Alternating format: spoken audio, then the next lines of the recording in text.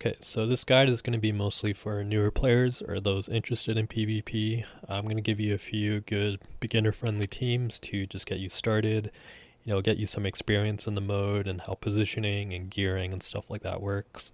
It should be enough to get you to at least like Sapphire. If you're already in Sapphire, this video isn't really for you. And if you're interested in a more high-level PvP guide, I would actually check out the YouTube channel Gemmog. They do like really high level like PvP meta analysis videos. So if that's mostly what you're interested in, I would check out that channel for sure. Before we talk teams, first we gotta talk about this unit called Gran. You're gonna see her constantly, and the reason for that is because she can preemptively taunt. So she can taunt before your attack team even goes, and then on top of that, she'll generate like a huge energy guard. So every single offense team has to have some way to deal with her if they want to get anywhere. Typically, as a beginner, the cheapest investment you can make in your defense is just pulling even a single copy of Gran. It's enough to do her job. There are teams that don't use her, but they're typically way more expensive. So if you have her, use her. If you don't have her, hopefully you can get her through the banner, 1 pick, 12 pick. Just find a way to get a single copy of Gran, and it'll make your life a lot easier on defense. First team I'm going to recommend for you is this physical team of Liberta, Elenir, Cry, Zenith, and really any physical DPS that has a big AoE attack. For this team, you'll need Liberta and Zenith at +1 and +3. The reasoning for this is because you need their SP cost to be reduced. So in PvP, SP cost is like a really, really important thing because you only have so much to work with. So at minimum, you need them +1, +3 to run this team. Zenith is probably going to be the more difficult one for you to get +4 or +3 of. You can use the newbie recommended selective tickets to get multiple copies, and she is also a really good PvE unit as well. So I do highly recommend investing in Zenith because she'll be useful in a lot of game modes. Elenir you can recruit at the pub. Cry you'll probably have because he's a 4-star. And for physical DPS, you can run like Luvencia, Leatris, Blade, Sacred Ustia. A lot of characters work here. If you can't get Zenith to +3, you can just replace her with a second physical DPS. It won't be as good, but you just gotta work with what you have. Alright, so I'm gonna show you how this physical team works. So on attack on the first turn, you only really have 5 SP to work with, which is not much, which is why the SP reduction dupes are so important. So Liberta's gonna take you 1 SP, Elenir will take you 3, Cry will take you 1, and then there's your 5. So +3 Zenith will be a 0 cost, and Blade is just going to basic attack the first turn. She's not going to use a skill actually. So the way this team works is Liberta's going to buff you, so she'll give you attack and a crit rate buff. Elenir is here to deal with Gran. She has a dispel mechanic, which will get rid of the taunt and get rid of the energy guard. And she'll also do bonus damage against Gran because she's a dark versus light unit. So hopefully she kills Gran, but if she doesn't, at least she'll dispel all the taunt and energy guard. And then from there, Cry is kind of your big heavy hitter. He's going to hopefully knock back 1 or 2 units, get 1 or 2 kills. And then he'll also apply a bleed to anyone that he hits with the knockback. A lot of people in lower ranks don't have their characters geared for 90 defense yet, so even the bleed is it's a pretty significant kill for it. And then from there, you're just going to have Zenith focus fire, hopefully a backline unit, and then Blade follow up with a basic attack. And the goal of this is hopefully you just kill 1 unit. And if you can kill at least like 3 units on the first turn, you're in pretty good shape. You have a big numbers advantage, and then you'll probably win. So I'm not going to talk about positioning too much in this video because I think there's too much to cover. However, this is a pretty good general one that works against just a lot of teams. In general, you want to avoid grouping up your carries on like a row or like a column because a lot of skills kind of hit those ranges. So try to spread them out a little bit. If you want to play around with your formation, I highly recommend you just watch your replays and just note, how you typically lose. Sometimes units like Liberta just need to buff and then they can kind of be sacrificed, which is why we put them on the front line. If you have Elenir's second costume, then she has like a decent turn too, but if she only has her base costume, her bow costume, you can maybe just put her on the front line because her second turn she's probably not going to be doing much anyways. So you can kind of play around, try it out, and then just see what works best for you. Next, I'm going to talk a little bit about PvP gearing. So PvP is quite expensive to gear for, and a lot of the gear you make is not useful for PvE. So if you're still struggling in PvE, you still haven't cleared Fiend Hunt level 10 yet, typically I recommend you just focus on that mode instead. Focus all your resources and gear crafting for that. And then in the meantime, just work with what you have for PvP. So for PvP for tanks and supports, typically I recommend you just get 90 defense or 90 magic resist and then just call it a day. That should be good enough to start with. You can craft this necklace that gives you HP for one of the main stats because typically supports don't have too much use for crit damage or crit rate. So this necklace will at least make your supports a little bit tankier. If you have the gear already, you can consider using the split HP defense or the split HP magic resist gears. You can still hit 90 defense or 90 magic resist, but as a result, you're going to have a lot more HP to work with. For your DPS, you're going to want them to crit every single time they attack, so ideally you get them to 100% crit rate. Liberta will give you 50%, and then ideally you get the other 50% for your gear. So what that will mean is you'll want to craft this UR4 glove with crit rate on it, and then you'll need anywhere from like 1 to 6 crit rate sub rolls throughout your gear. For some characters, this is easier because they have crit rate in their bonds or they have crit rate on their exclusive gear. And as a beginner, typically it's going to be pretty hard for you to get all your DPS to 100% crit rate. So just focus on Eleanor and Cry at least because they're going to be your main damage dealer. And then next, I would say focus on your last DPS, so your Blade. For Zenith, technically, you can just run like a crit rate glove and then build her defensively. She can still do enough damage to kill people that don't gear 90 defense. So it's up to you to gear Zenith however you want. She can work offensively and defensively. So just work with what you have. So next I'm going to show you basically the magic version of this team. It's pretty much the same thing except you're using Helena as your buffer. You're going to use DJ Vanaka as your main DPS. You're still going to use Cry.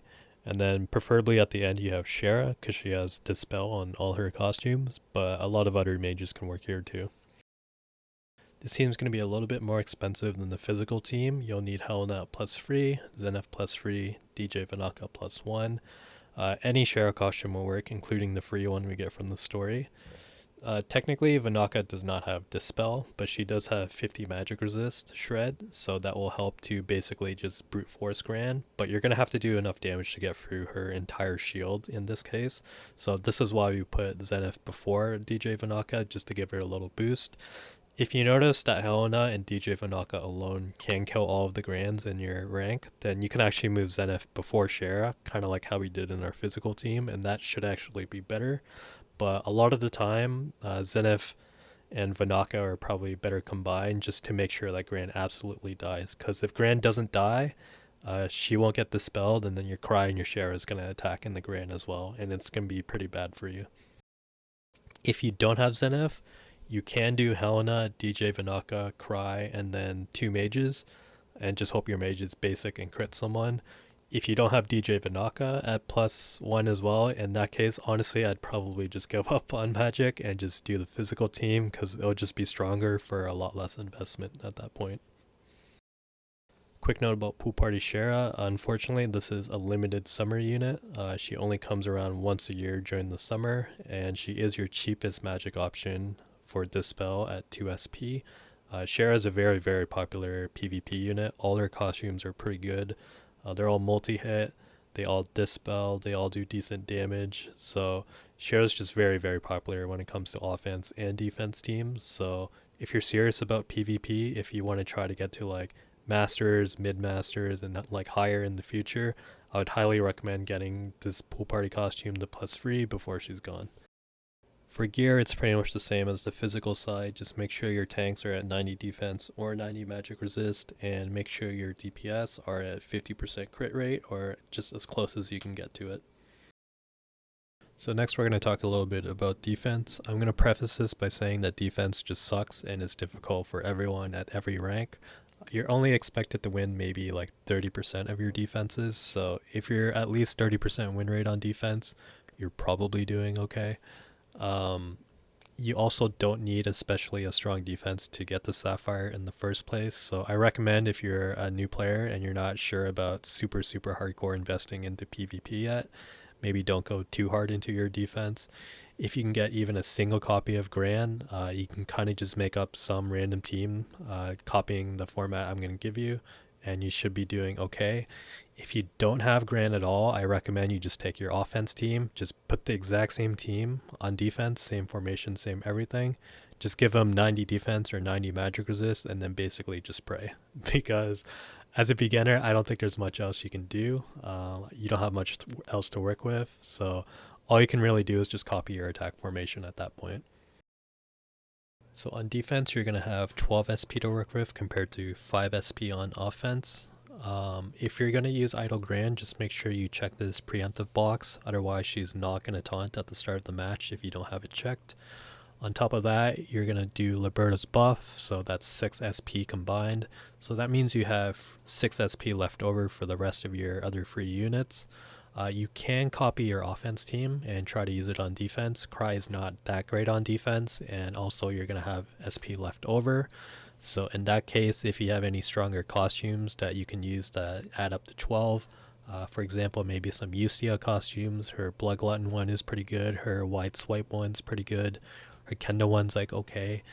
You can maybe try those as well. If you don't have any other costumes that you think would work and would still be under 12 SP, you can maybe just put 2 DPS carries or maybe even up to 3. That way, if one of them dies, then at least the other one or the other 2 can still cast. That can work kind of.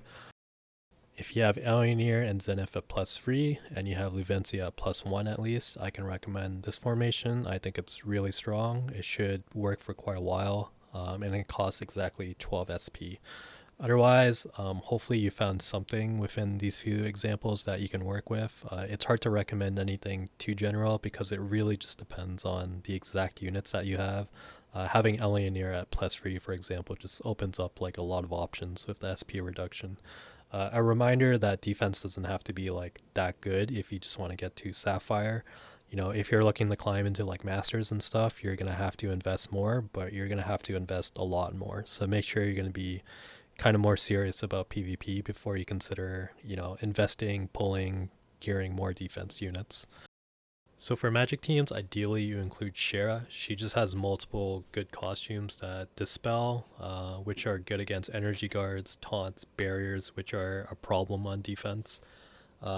She also has pretty good kill pressure. All of her costumes, hit big ranges multiple times and stand to maybe kill like one or more units.